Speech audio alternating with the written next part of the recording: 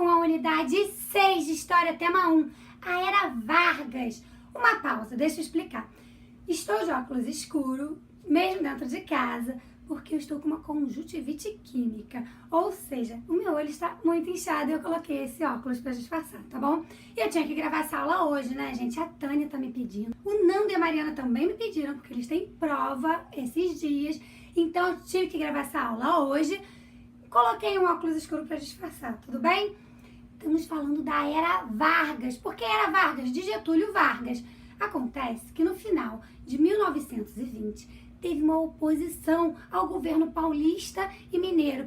Lembra da política do café com leite que eu falei no capítulo passado? Então, que era uma hora os fazendeiros, cafeicultores paulistas que estavam lá no poder. Outra hora eram os produtores de leite mineiros. Então, uma hora paulista, uma hora mineiro. Lembra disso? Então, começou a ter uma oposição da elite dos outros estados, né? Não estavam satisfeitos, eles estavam insatisfeitos. Por que eles estavam insatisfeitos? Ora, parece hoje em dia. Estavam insatisfeitos com a crise econômica, com o desemprego, com a corrupção e por aí vai. Parece até hoje em dia, né? Pois é, estavam insatisfeitos. Aí, em 1930, teve eleições. Quem eram os candidatos? Júlio Prestes, que era paulista, e Getúlio Vargas, que era da oposição. Adivinha quem venceu? Júlio Prestes, que era paulista. Júlio Prestes venceu. Ora, peraí, mas a gente não tá falando de Getúlio Vargas? Ele não venceu? Pois é, ele não venceu. Quem venceu foi Júlio Prestes. Mas sabe o que aconteceu?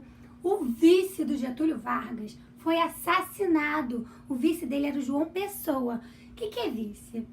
É assim, quando o presidente se elege, ele leva junto um vice, porque é uma pessoa que, caso aconteça alguma coisa com o presidente, é essa pessoa que vai assumir o poder. Por exemplo, a Dilma não saiu, então quem assumiu o poder não foi o vice dela, o Temer, entendeu? O Temer era vice da Dilma, por isso que ele que entrou. Então, João Pessoa era vice do Getúlio Vargas. E aí, ele foi assassinado. Aí, o que a gente tem a ver com isso? Ele não ganhou as eleições mesmo, não ia ser presidente mesmo? Acontece que a oposição estava desconfiada que o governo federal tinha alguma coisa a ver com esse assassinato. Pois é, e isso deu motivo para eles começarem uma revolução que se chamou a Revolução de 1930.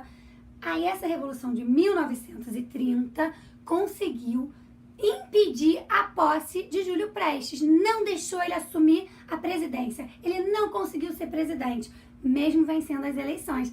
Ah, entendeu? Por que não foi a era de Prestes e sim a era Vargas? Então, Júlio Prestes não virou presidente. E agora, gente? O que vai acontecer com o Brasil? Não temos presidente? Ai, que bagunça. Calma. Foi criado um governo provisório. E esse governo era dirigido pelo Getúlio Vargas. Ah, agora entendi. Daí começou. O que é um governo provisório? Improvisado, sabe? Tipo assim, você tá com um lápis só fazendo a prova. Seu lápis quebra. E agora?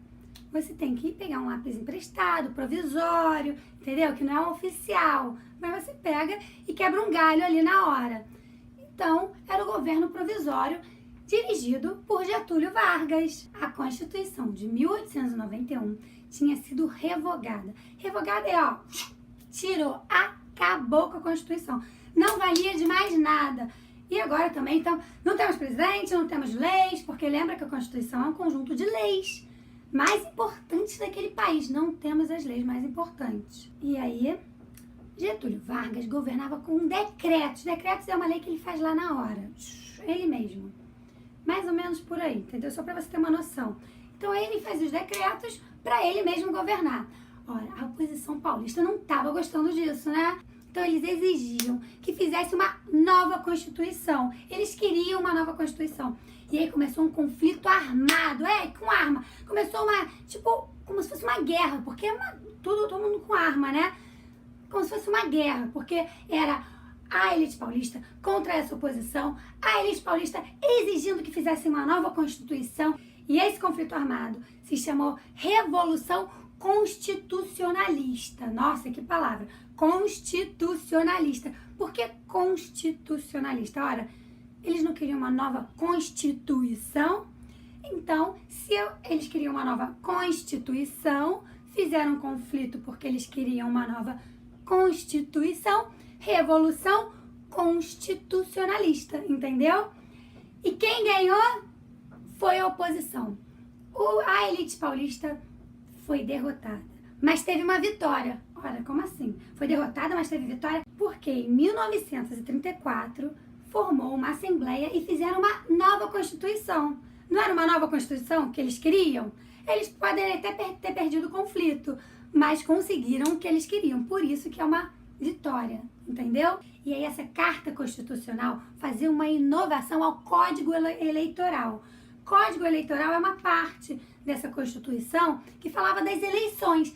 E agora falava que as mulheres também tinham direito de voto. Nós, mulheres, finalmente podíamos votar. E o voto para presidente ia ser direto. Você votava direto em quem você queria. Mas, para variar, as primeiras eleições depois dessa Constituição ainda foram indiretas. E o Congresso Nacional que escolheu o presidente. Adivinha quem foi? Estamos falando da Era Vargas. Então, quem o Congresso Nacional escolheu para presidente foi Getúlio Vargas. Então, Getúlio Vargas deveria governar até 1937. É isso aí, galerinha. O tema 1 acaba aqui. Nos vemos no tema 2. Deixe seu like, se inscreve no canal e não esqueça, crie unicórnios, mas não crie dúvidas.